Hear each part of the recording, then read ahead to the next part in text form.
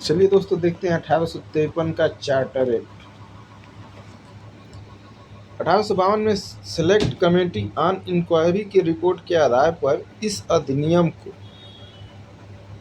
यह एक्ट भारत में संसदीय प्रणाली की शुरुआत का प्रतीक है। क्या है? संसदीय प्रणाली की शुरुआत है।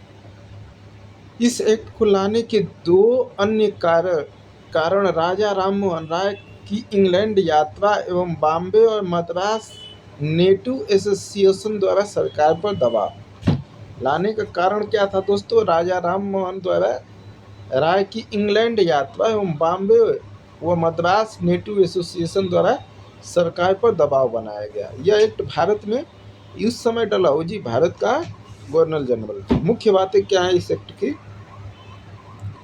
गवर्नर जनरल की परिषद के विधायी एवं प्रशासनिक कार्यों को अलग किया गया। मतलब दोस्तों, जो विधायी कार्य थे और जो प्रशासनिक कार्य थे, दोनों को अलग अलग कर दिया गया। विधायी कार्यों व प्रशासनिक कार्यों को अलग किया गया।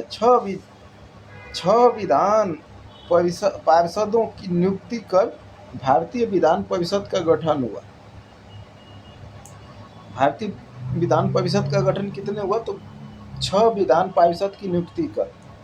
इसमें छोटी संसद की भांति कार्य किया। कंपनी के उच्च पदों को प्रतियोगी परीक्षा के आधार पर भरने हेतु 1854 में मैकाले समिति का गठन किया गया। कंपनी के उच्च जो पद थे वो प्रतियोगी परीक्षा के द्वारा भरे गए। 1854 में मैकाले समिति का गठन किया गया। सिविल सेवा में भारतीयों की नियुक्ति शुरू की गई। कंपनी से लेकर भारतीय क्षेत्र ब्रिटिश राज के कब्जे में रूपांतरित करने की शुरुआत। हालांकि निश्चित समय निर्धारित नहीं है। गवर्नर जनरल को बंगाल के प्रशासनिक कर्तव्यों से मुक्त कर दिया गया।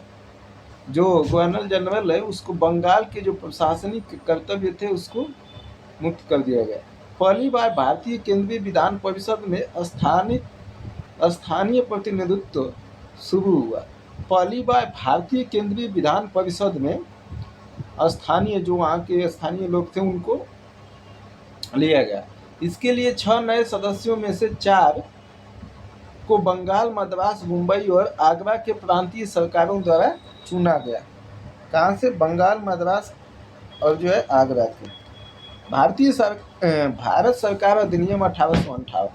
भारतीय शासन महारानी विक्टोरिया के अधीन। शासन कंपनी से हाथ से छीन लिया गया और महारानी विक्टोरिया अपने अधीन ले ली। 1857 के विद्रोह के बाद आया था। उद्देश्य प्रशासनिक मशीनरी में सुधार करना था।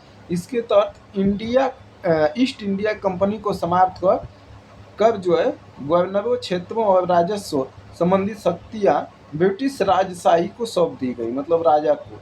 गवर्नर जनरल अब भारत का वायसराय कहलाने लगा। 1858 में प्रथम वायसराय कौन था? Lord Canning. वायसराय भारत में ब्रिटिश ताज का प्रत्यक्ष प्रतिनिधि था। नियंत्रण बोर्ड और निर्देशक कोड को समाप्त कर भारत में द्वैध प्रणाली का अंत किया गया। इनके अधिकार भारत राज्य सचिव को दिया गया। भारत में मंत्री पद की व्यवस्था तथा 15 सदस्यीय भारतीय परिषद का सृजन। एक निगमित निकाय के रूप में इसका अध्यक्ष भारत सचिव।